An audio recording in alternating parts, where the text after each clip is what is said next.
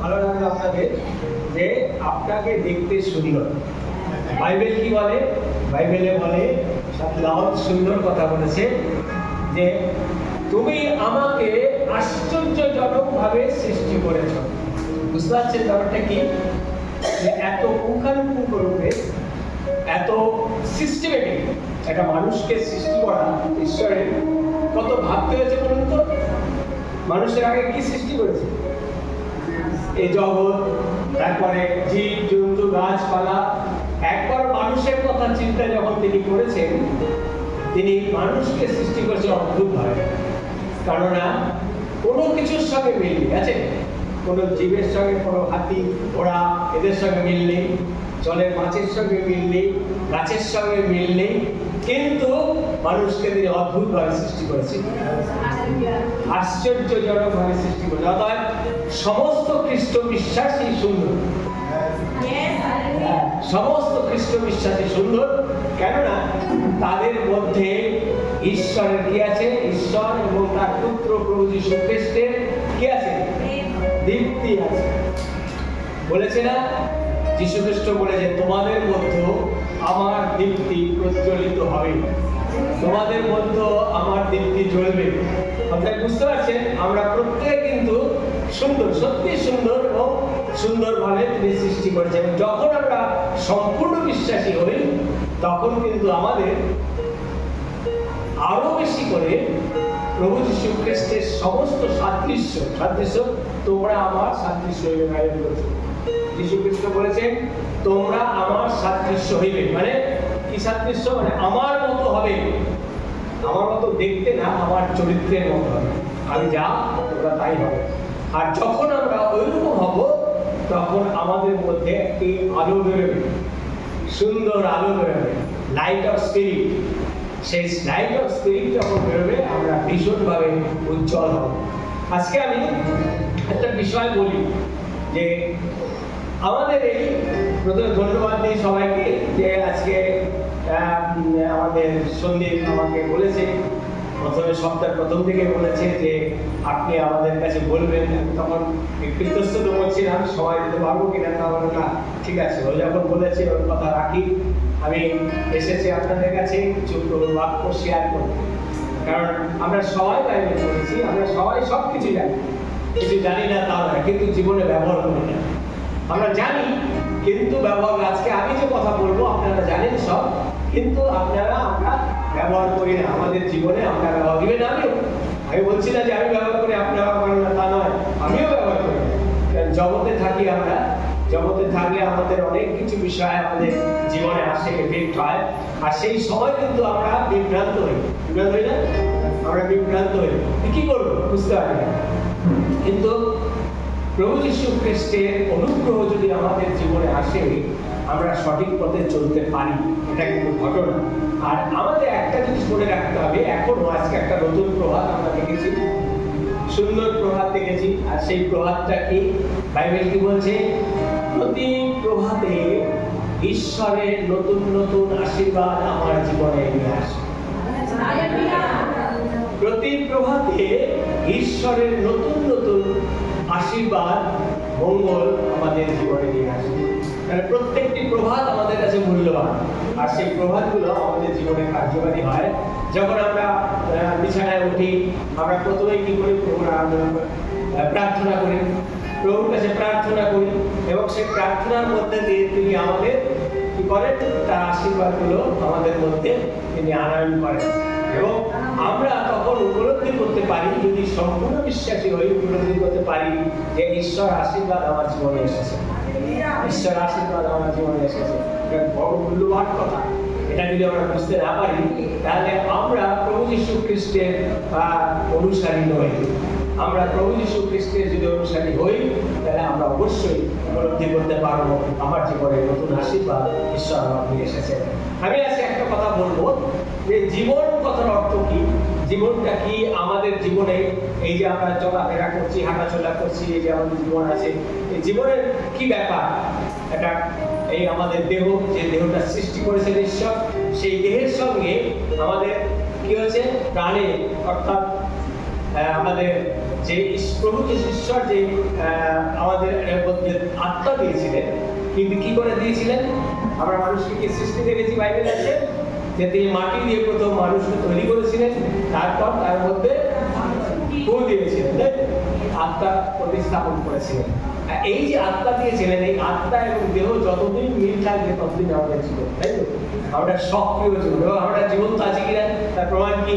আমরা প্রমাণ হচ্ছে যে আমাদের জীবনে সক্রিয়তা আছে, আমাদের জীবনে চলাফেরা করছি, আমরা কাজকর্ম করছি, আর এগুলি হচ্ছে জীবন থাকার চিহ্ন।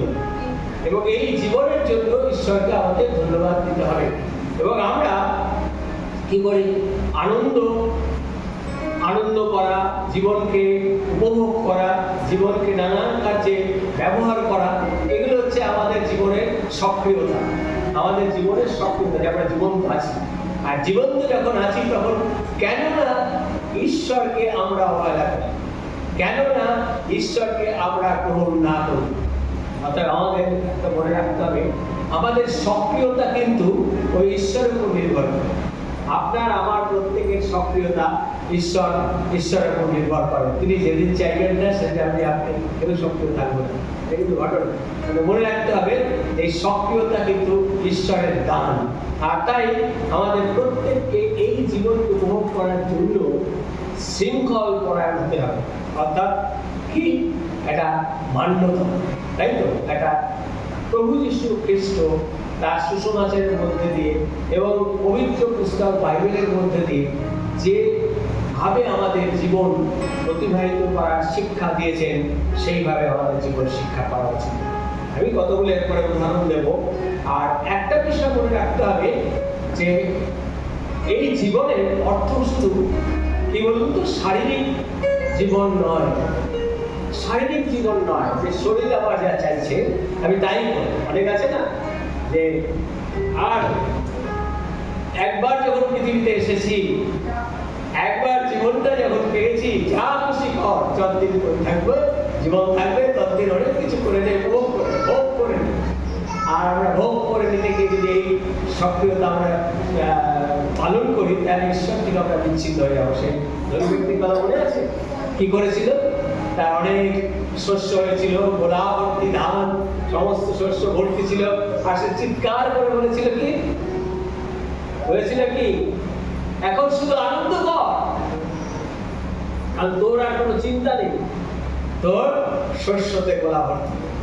আর ঈশ্বর কি বলে? মূর্খ, তুমি জানো না হয়তো রাত্রিতে তোমার জীবনকে তুলে আনা যাবে, হয়তো রাত্রিতেই তোমাকে তুলে নেওয়া যাবে, তুমি আর ভোগ করতে পারবে না।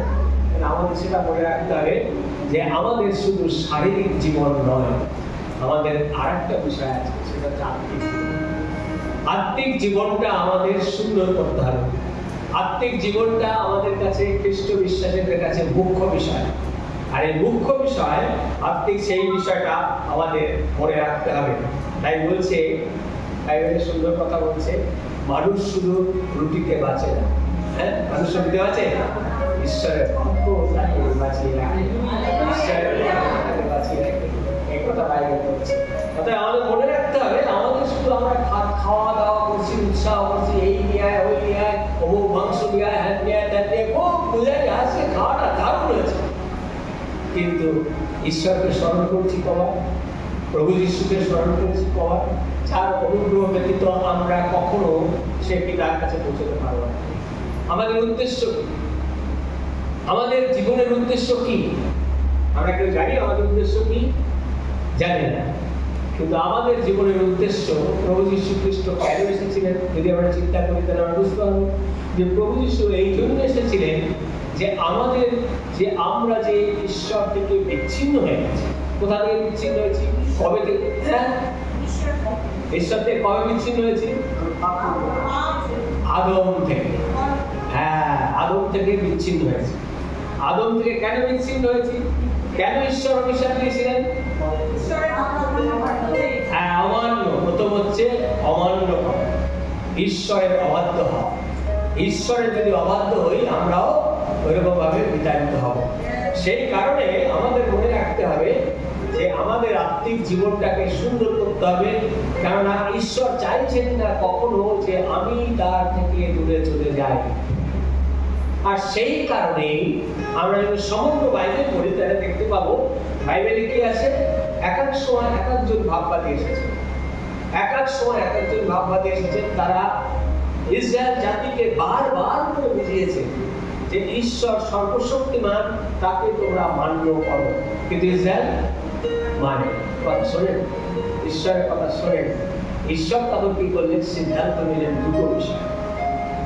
একটা বিষয় যে অবাধ্য জাতিকে আর আমি ধরে রাখবো না, আমি আমার স্বয়ং পুত্রকে প্রেরণ করবো, স্বয়ং পুত্রকে পৃথিবীতে পাঠাবো, এবং শুধু স্বয়ং পুত্রকে পাঠাবো না, তাকে এমন ভাবে নির্দেশ দেওয়া হবে, তাকে সমস্ত মহিমা প্রদান করা হবে যেন সে সব কিছু পায়। কি সব কিছু পায়? যেটা আগে করতেন ঈশ্বর, সেই দায়িত্ব যিশুকে দেওয়া হলো। কি দেওয়া হলো? বিচার করার দায়িত্ব, বিচার করার দায়িত্ব তাকে দেওয়া হয়েছে। তাই তিনি বলছেন যিশুকে, আমার সমগ্র বা ধারা ঈশ্বর সবকিছু দিয়ে মহিমান্বিত করেছেন। বিচার করার ক্ষমতাটা আমার, কারণ সেই দিন প্রভু যীশু খ্রিস্ট যখন আসবেন, আপনি আমি সবার সামনে দাঁড়িয়ে রাখবো, এবং যারা আজকে কবরস্থ তারাও উত্থিত হবে, উত্থিত হয়ে তারা প্রভু যীশুর কাছে দাঁড়াবেন, এবং প্রভু যীশুর কাছে দাঁড়িয়ে তাদের বিচারের সম্মুখীন হতে হবে। বিচার অবশ্যই থাকবে আমাদের জীবনে, এটা বললেও চলবে। বিচারটা আমরা কখনো এড়িয়ে যেতে পারবো না। মানুষ আমি এড়িয়ে যাচ্ছি, কোন কোথায় আমি দেখতে পাচ্ছি না, সে তো আমার কাছে আসেনি, আমিও দেখতে পাইনি তাকে, অর্থাৎ আমি যা করি ঈশ্বর দেখতে পান না। ঈশ্বর অন্ধ নন, তিনি বলছেন প্রতিটি পদক্ষেপে আমি তোমাকে নিরীক্ষণ করিতেছি, প্রতিটি পদক্ষেপে আমি তোমাকে নিরীক্ষণ করিতেছি, মানে আমি দেখছি তোমাকে প্রত্যেকটি, তুমি পাপ ফেলছো সেই সময় আমার দৃষ্টি তোমার প্রতি। আজকে ভাববেন না আজকে ঈশ্বর এই মণ্ডলীর প্রতিও দৃষ্টিপাত করে আছেন যে আমরা কে কি ভাবছি। ঈশ্বরের বাক্য শুনছি আমরা, কিন্তু অনেকে আছি বাড়িতে চিন্তা করছি, একটা মেয়ে আমি সকালে অফিসে এসেছি, এই চার্চে এসেছি, বাজারটা তো আনা হয়নি, ঘরে বাজার করতে হয়, এই চিন্তা করছি হয়তো ঈশ্বরের বাক্য আমার জীবনে কাজ করছে না। অর্থাৎ এই বিষয়ে সতর্ক থাকতে হবে আমাদের, যেন আমরা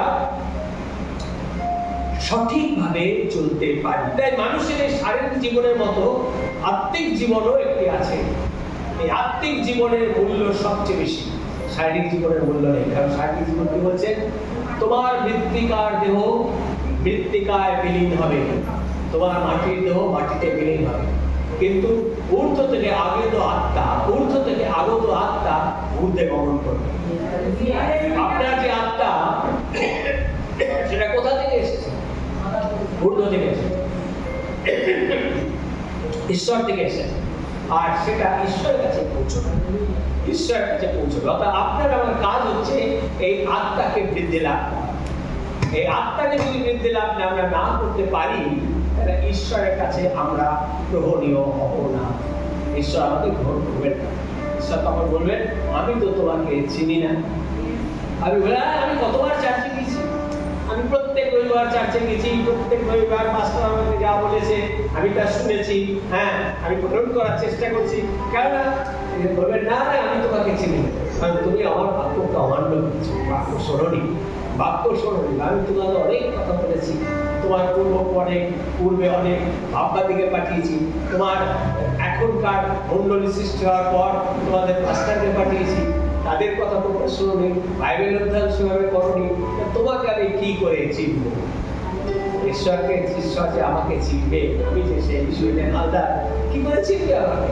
আমার নামের কোনো মূল্য নেই, নাম জগতে, জগতে নাম দেওয়া হয়, নামের কোনো। ঈশ্বর যখন আপনাকে সৃষ্টি করে তখন নাম দেন না, তুমি নাম দেন না।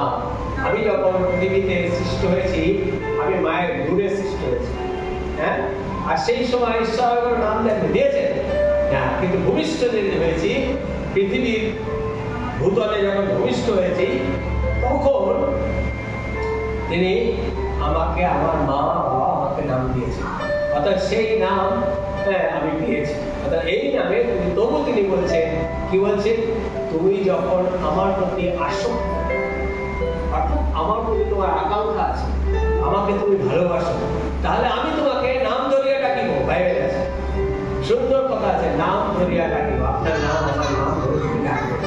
আজকে আমি যে একটা জিনিস মনে রাখতে হবে যে আত্মিক জীবনের খাদ্য কি।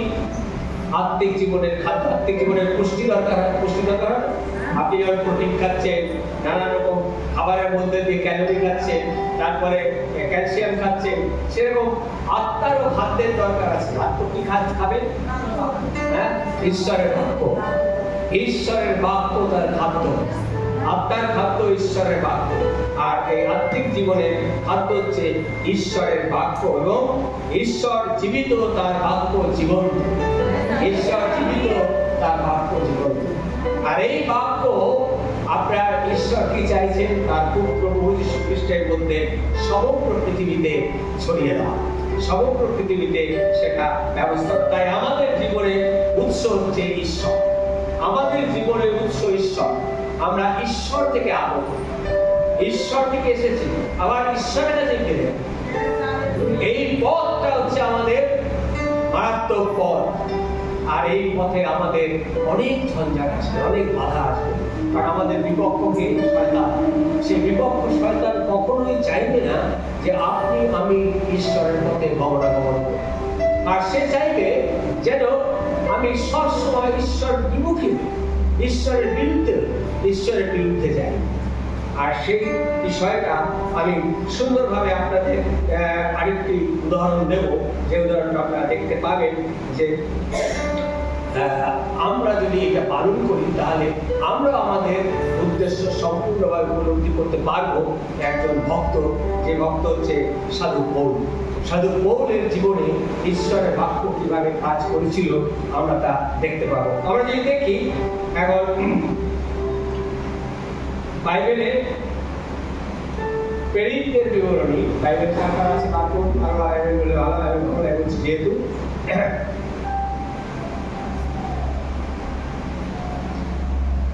22 অধ্যায়, এই 17 অধ্যায়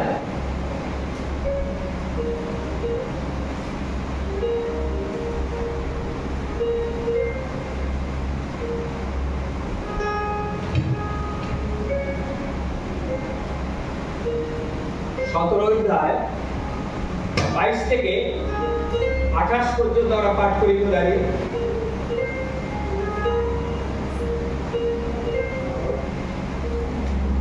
কেউ পাঠ করুন, বাংলা পাঠ করতে হয় না, যে বলুন উঠে দাঁড়ান।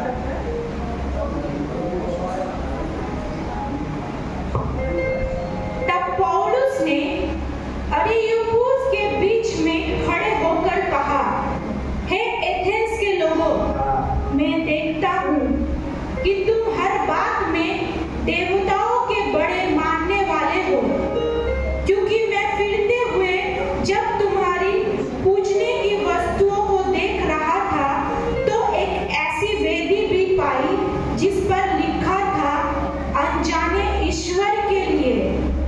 इसीलिए जिसे तुम बिना जाने पूछते हो, मैं तुम्हें उसका समाचार सुनाता हूँ। जिस परमेश्वर ने पृथ्वी और उसकी सब वस्तुओं को बनाया, वो स्वर्ग और पृथ्वी का स्वामी होकर हाथ के बनाए हुए मंदिरों में नहीं रहता, ना किसी वस्तु की आवश्यकता के कारण मनुष्य के हाथों की सेवा लेता है, क्योंकि वो स्वर्ग ही सबको जीवन और स्वास और सब कुछ देता है। उसने एक ही मूल से मनुष्य की सब जातियों सारी पृथ्वी पर रहने के लिए बनाई है, और उनके ठहराए हुए समय और निवास की सीमाओं को इसीलिए बांधा है कि वे परमेश्वर को ढूंढे, कदाचित उसे टटोल कर पाए, तो भी वो हम में से किसी से दूर नहीं, क्योंकि हम उसी में जीवित रहते हैं और चलते फिरते और स्थिर रहते, जैसा तुम्हारे कितने कविताओं ने भी कहा है, हम तो उसी के वंशज हैं। आमीन। তাহলে আমরা বাংলা করি, আমি একবার হিন্দিতে বললো, হে এথেনীয় লোকেরা, অর্থাৎ এথেনীয় বাসী লোকেরা, দেখিতেছি তোমরা সর্ববিষয়ে বড়ই দেবতাভক্ত। কেননা বেড়াইবার সময় তোমাদের উপাস্য বস্তু সকল দেখিতে দেখিতে একটি বেদি দেখিলাম, যার উপরে লিখিত আছে অপরিচিত দেবের উদ্দেশ্য। অতএব তোমরা যে অপরিচিতের ভজনা করিতেছ তাহাকে আমি তোমাদের নিকটে পাচার করি। ঈশ্বর যিনি জগৎ ও তন্মধ্যস্থ সমস্ত বস্তু নির্মাণ করিয়াছেন, সুতরাং হস্তনির্মিত মন্দিরে বাস করেন না।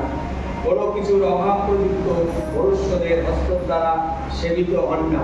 তিনি সকলকে জীবন ও শ্বাস ও সমস্তই দিতেছেন, আর তিনি এক ব্যক্তিতে মনুষ্যদের সকল জাতিকে উৎপন্ন করিয়াছেন, যেন তাহারা সমস্ত ভূতলে বাস করে। তিনি তাহাদের নির্দিষ্ট কাল ও নিবাসের সীমা স্থির করিয়াছেন, যেন তাহারা ঈশ্বরের অন্বেষণ করে। যদি কোনো মতে হাতড়িয়া তাহার উদ্দেশ্য পায়, অথচ তিনি আমাদের তাহার হইতে দূরে নহেন, কেননা তাহাতেই আমাদের জীবন, গতি ও সত্তা, যেমন তোমাদের প্রয়োজন বলিয়াছে। ঈশ্বর তার বাক্যে আশীর্বাদ করুন। আসলে আমরা প্রার্থনা করি। হে সর্বশক্তিমান পিতা ঈশ্বর প্রভু, এই সুন্দরভাবে আজকে বিশ্রাম হওয়ার দিনে প্রভাতে করুন। তুমি আমাদের প্রত্যেককে তোমার সমস্ত বিশ্বাসীকে একত্রিত করেছ এই পবিত্র মন্দিরে। তুমি আমাদের প্রতি দয়া করো প্রভু, যেন আমরা সত্য সত্যই তোমার ইচ্ছা অনুযায়ী জীবনযাপন করতে পারি। তোমার বাক্য আমাদের জীবনে কার্যকারী হয় প্রভু, যেন আমাদের তোমার বাক্যকে আমরা অবহেলা না করি। তুমি সেই মতো দয়া করো, যেন আমাদের প্রত্যেকের জীবনে প্রভু পৌলের মতো স্পেশাল কল, অর্থাৎ বিশেষ আহ্বান আমাদের জীবনে আসে। তুমি সে মতো দয়া করো। আমাদের যা কিছু আছে প্রভু, আমরা তোমার চরণে নিজেকে সম্পূর্ণভাবে আমরা তোমার চরণে উৎসর্গ করি, যেন তোমার সমস্ত বাক্য আমাদের জীবনে কার্যকারী হয়। তোমার কাজে আমাদের একত্রিত হতে সুযোগ দেওয়া করুন, যেন তোমার কাজ আমরা করতে পারি সঠিকভাবে। তুমি সেই মতো দয়া করো। আমাদের প্রত্যেককে আশীর্বাদ এই প্রার্থনা করব তোমার নামে চাই, আমিন। আমরা এখানে একটা জিনিস বলবেন, আমরা এখানে একটা জিনিস শুনলাম। অ্যাথেন্স হচ্ছে গ্রিক দেশের একটি শহর, আর তখনকার প্রাচীন যুগে সবচেয়ে বেশি সভ্যতা হচ্ছে গ্রিক সভ্যতা। গ্রিক সভ্যতা মানে তারা উন্নত ছিল, ভীষণভাবে উন্নত ছিল। সেই প্রাচীন যুগে অসম্ভব উন্নত ছিল, এবং বিশেষ করে বিজ্ঞানে উন্নত ছিল। আপনারা যদি ইতিহাস পড়েন আপনারা দেখতে পাবেন গ্রিক সভ্যতা খুব নাম করা। তখনকার দুটো সভ্যতা ভীষণ নাম করা ছিল, একটা হচ্ছে গ্রিক সভ্যতা, আর একটা হচ্ছে আপনার আরো মিশর সভ্যতা। কেন? আপনারা নিশ্চয়ই পিরামিড দেখেছেন, সেই মূর্তিগুলো দেখেছেন, আশ্চর্যজনকভাবে সৃষ্টি হয়েছিল। তখনকার বৈজ্ঞানিকরা কিভাবে এগুলো করেছিল ভেবে দেখুন। সেরকম গ্রিকদের মধ্যে বৈজ্ঞানিকরা খুব উন্নত ছিল, এবং ওদের সমস্ত কিছু, বিশেষ করে গণিত শাস্ত্রে ভীষণভাবে উন্নত ছিল ওরা। সেই জায়গায় তিনি তার দ্বিতীয় সুসমাচার যাত্রা, পৌলের দ্বিতীয় সুসমাচার যাত্রার সময় তিনি গ্রিক দেশে। কেন গ্রিক দেশে গেলেন? পৌল কে ছিল? একটু আমি ব্যাখ্যা করি ব্যাপারটা। পৌল কে ছিল বলুন তো? খ্রিস্টানদের কি করতো? খ্রিস্ট বিশ্বাসীদের খ্রিস্টানদের অ্যারেস্ট করে ধরে আনতো। তোমার মারা ক্ষমতা দেয়নি, 18 বছর বয়স তখন। মারতে দেওয়া হয়নি, মারতে দেওয়ার জন্য উৎসুস করতো, কিন্তু ওকে মারতে দেওয়ার পারমিশন দেওয়া হয়নি, পালন করে। তাই সে একটা কাজ করতো, তাহলে আমাকে এই পারমিশন দিন, আমি ধরে নিয়ে আসি। তাই তোমার পারমিশন দেওয়া হবে। আর সে তখন সব জায়গায় যেত। আর খ্রিস্টান যারা খ্রিস্ট বিশ্বাসী, যারা প্রভুকে বিশ্বাস করে, প্রভু যিশুকে, তাদের ধরে নিয়েছে। বন্দি করত, এবং তারপর তাদের মারা হতো, ওরা ওগুলো মারত। কিন্তু এই কাজটা উৎসাহে ছিল, ভীষণ উৎসাহ। এবং তার বলবল নিয়ে সে কোথায় যাচ্ছে? দামাস্কাসে যাচ্ছে। দামাস্কাস কোথায় আছে? আজকের পৃথিবীতে দামাস্কাস কোন দেশে আছে বলুন তো? কে বলতে পারে?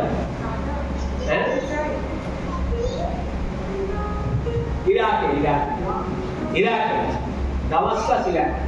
আর সেখানে যাচ্ছে, তখন ওই অঞ্চলে অনেক খ্রিস্টান আছে, আর সে দামাস্কাস যাচ্ছে। যাবার পথে কি করলেন? প্রভু যীশু খ্রিস্ট তাকে আঘাত করে মাটিতে।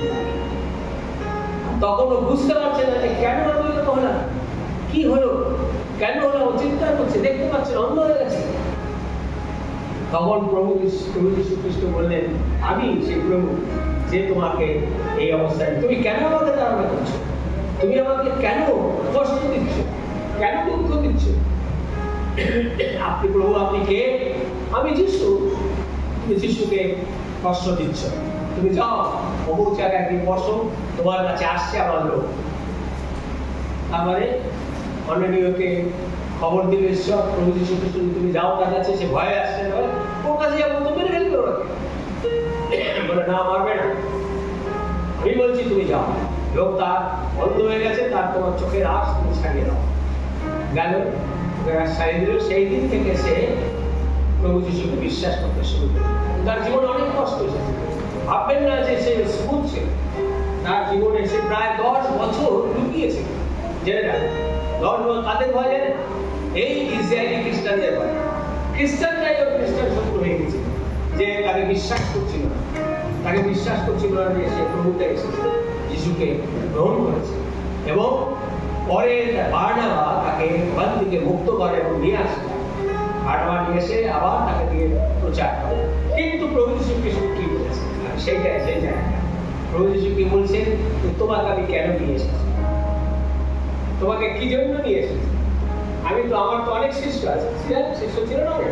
হ্যাঁ, শিষ্য ছিল। যে ঘরে পবিত্র আত্মা পড়েছিল, কতজন শিষ্য ছিল সেখানে বলুন? কতজন শিষ্য ছিল? হ্যাঁ, হ্যাঁ, ঠিক বলেছি, 120 জন শিষ্য ছিল সেখানে। এত শিষ্য থাকতে পৌলকে চয়েস করলো কেন? পৌল হচ্ছে প্রভু যীশু খ্রিস্টের স্পেশাল চয়েস, অর্থাৎ বিশেষ আহ্বান তার জীবনে এসেছে। বিশেষভাবে তিনি তাকে আহ্বান করেছিলেন, তাকে ডেকেছিলেন যে তুমি এসো। কেন? আমার সুসমাচার আমি সমগ্র পৃথিবীতে প্রচার করতে চাই। ঈশ্বর প্রভু যীশু খ্রিস্টকে পাঠিয়েছেন সেই জন্য যেন শুধু সীমাবদ্ধ ইসরায়েলের মধ্যে না থাকে, সমগ্র পৃথিবীতে প্রভু যীশুর এই সুসমাচার যেন প্রচারিত হয়। আর আমরা জানি, আমরা একটা কথা নিয়ে বলবো, সবটা করে জীবন আমার বলা যাবে না এই সীমিত সময়ের মধ্যে। তারপরে প্রভু যীশু খ্রিস্টের সুসমাচার প্রচার করতে শুরু করেন। এই প্রথম, তখন তার দিনে কত সমস্যা বলুন তো, যাতায়াত সমস্যা, সবকিছু সমস্যা, কোনো কিছু ঠিক নেই, অর্থের প্রয়োজন, কিন্তু সে সমস্ত কিছুকে সংগ্রহ করে জাহাজ দিয়ে প্রথম যাত্রা করলেন ভূমধ্য সাগরের মধ্যে। যাত্রা করলেন ইউরোপের দিকে যাত্রা, সমস্ত জায়গায় গিয়ে তিনি কি করলেন, চার্চ স্থাপন করলেন, অর্থাৎ মন্ডলী স্থাপন করার পর তিনি আবার ফিরে এলেন। আবার দ্বিতীয় যাত্রা, সিরিয়া যাত্রা কোথায়? এটা হচ্ছে মুখ্য বিষয়। দ্বিতীয় যাত্রা তিনি প্রথম গেলেন, যেটা সবচেয়ে নাম করা ছিল। সমস্ত পণ্ডিতরা সেখানে বাস করতেন, সেই পণ্ডিতদের কাছে, অর্থাৎ গ্রিস দেশে, গ্রিস দেশে কি করলেন, সেখানে ঘুরতে ঘুরতে তিনি একটা কাজ করতেন। তিনি কি করতেন জানেন? এখনকার সমাজে যারা প্রভুর কাজ করে তারা বলতে নেই, আমার খুব খারাপ লাগে এগুলো।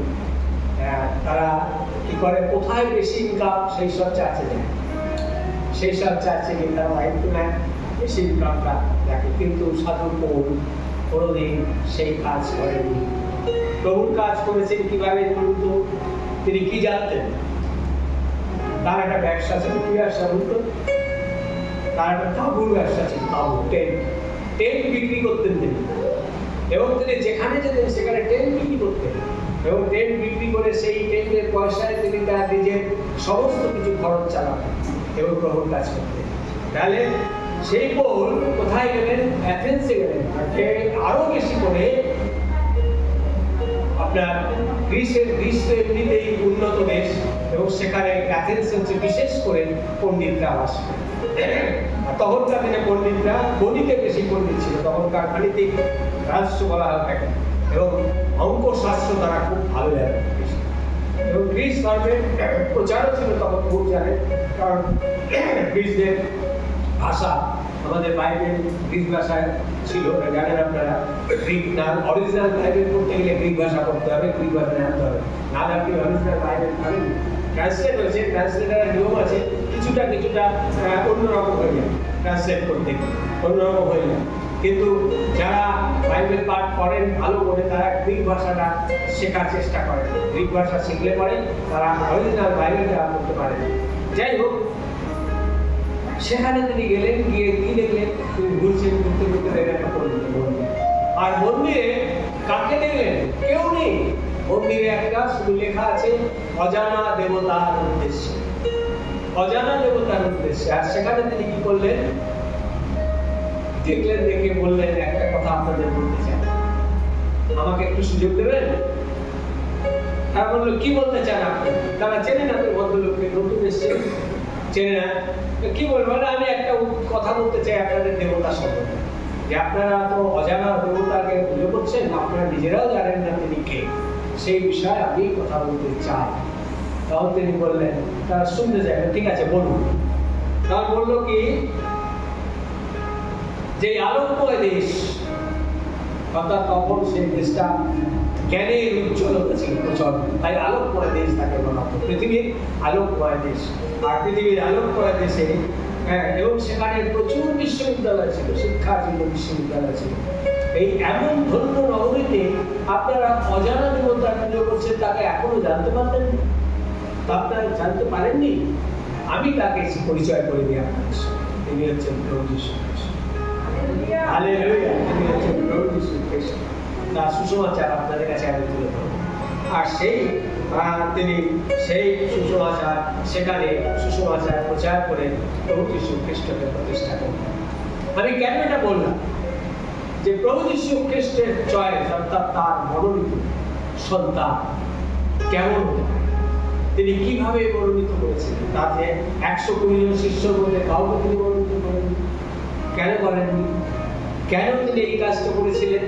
আর এই জন্য করেছিলেন যে একমাত্র পৌল শিক্ষিত ছিল এবং তিনি তার স্ট্যাটাস অনেক উপরে ছিল, সাধারণ নয়, জেলে জেলে নয়, তিনি স্ট্যাটাস হাই স্ট্যাটাসের লোক ছিলেন। এবং শিষ্যরা জেলে ছিল ঠিকই, কিন্তু শিষ্যদের পরে আবার মহলে প্রভু যীশু খ্রিস্ট চলে গেলেন, তাকে নিয়ে এলেন এবং তিনি বললেন যে ইনি ভাষাগতভাবে তিনি সমস্ত জায়গায় যেতে পারবেন, আমার নাম আমি সমস্ত পৃথিবীতে ছড়িয়ে দিচ্ছি, সমস্ত পৃথিবীতে ছড়িয়ে দিচ্ছি। আর সাধু পৌল সেটা করেছিলেন।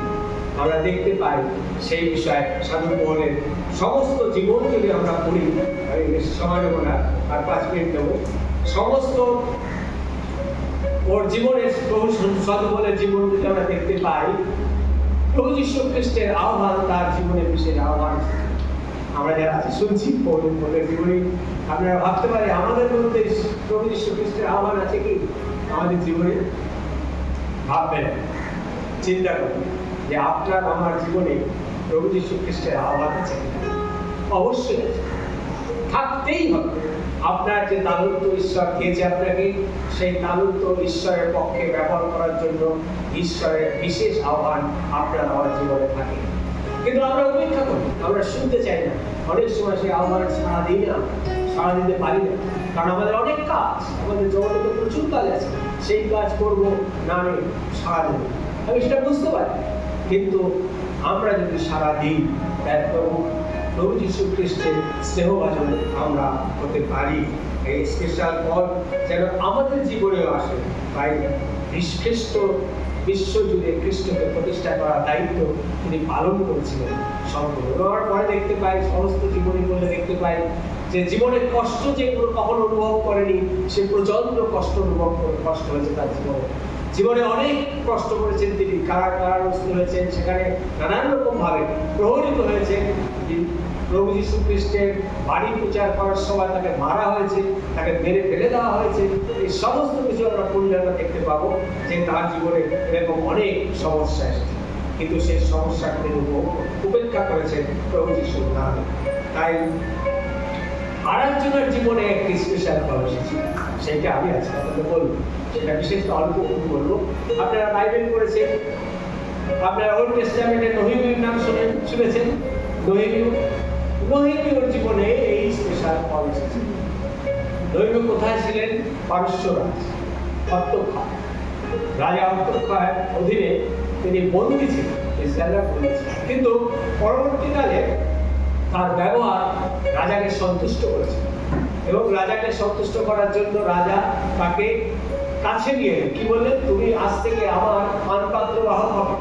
রাজা তখন পান করতেন তো, আর সুবিশ্বস্ত লোক না হলে সে পানপাত্র বাহক করা যায় না। সে নিয়ে সে পেট ঢেলে রাজাকে বুঝেছে, তাই অটোমেটিক্যালি খুব বিশ্বস্ত লোক না হলে তাকে দেওয়া হয় না। কারণ যদি কোনো বিষ মিশিয়ে যায়, রাজাদের এই ভয় ছিল।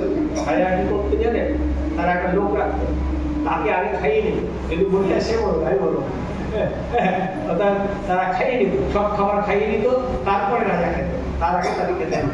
তো এই পানপত্র বাহক ছিলেন আপনাদের নহিমীয়, এবং নহিমীয় ঈশ্বরের পুত্র ছিলেন। নহিমীয় ঈশ্বর ভীষণ ভালোবাসতেন এবং নহিমীয়কে একটা দায়িত্ব দিয়েছিলেন।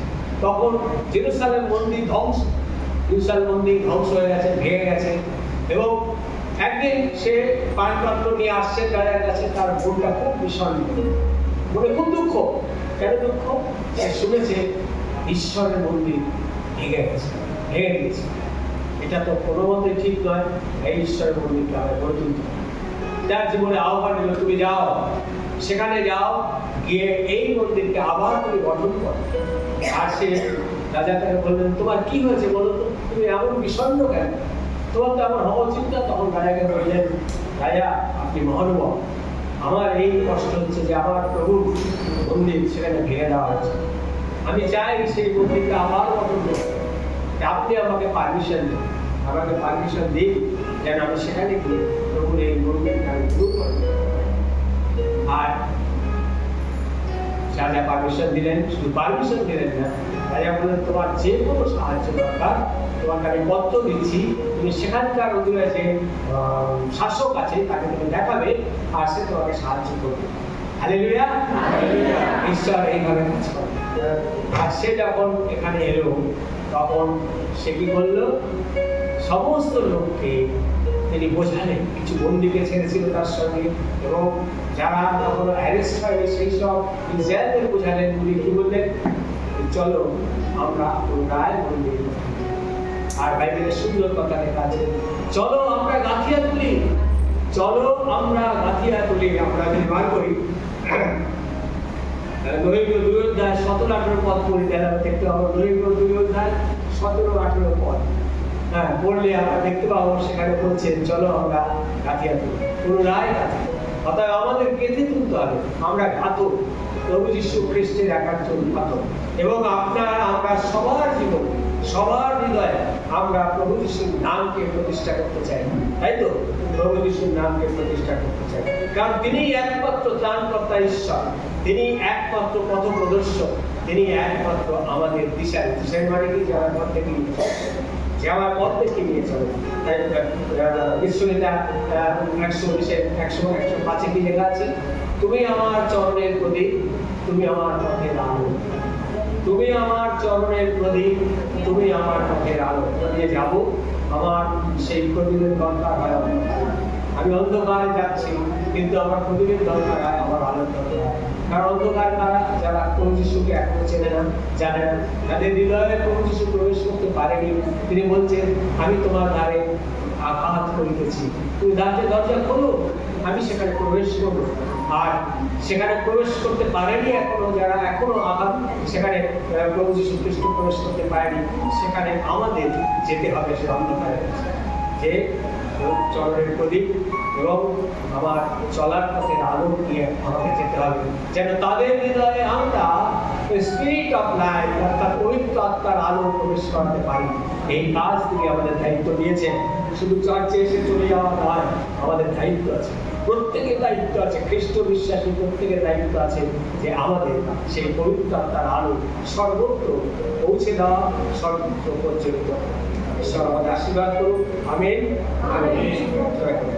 হে প্রভু দয়াময় পিতা, তোমার বাক্য আমাদের জীবনে উজ্জীবিত হোক। প্রভু, তুমি আমাদের সেই সুন্দর বাক্য দিয়েছো, সেই বাক্য যেন আমাদের হৃদয়ে প্রবেশ করে। প্রভু, যেন তা সাথে দাও তোমার সন্তান, তোমার পবিত্র সেই পুত্র কি সুন্দর কথা বলেছেন যে আমি তোমার সমস্ত বাক্য আমার হৃদয়ে সঞ্চয় করতে চাই, যেন আমি তা পালন করতে পারি। হ্যাঁ প্রভু, তোমার বাক্য আমার হৃদয়ে আমি সঞ্চয় করতে চাই। প্রভু, তুমি আমাকে সেই শক্তি দাও যেন তোমার বাক্য আমরা সঞ্চয় করতে পারি এবং আমরা পালন করতে পারি। তুমি সেই মতো দয়া করো। আজকে যতজন আমরা শ্রবণ করলাম তোমার এই পবিত্র বাক্য, তুমি আমাদের আশীর্বাদ করো সেই বাক্যদের আমাদের কথা বলো, এবং এখনো যেখানে তোমার আলো পৌঁছবে সেখানে আমরা তোমার আলোকে পৌঁছে দিতে পারি। তুমি সেই মতো দয়া করো, আমাদের প্রতি কৃপা করো। এই প্রার্থনা করতে চাই হালেলুয়া।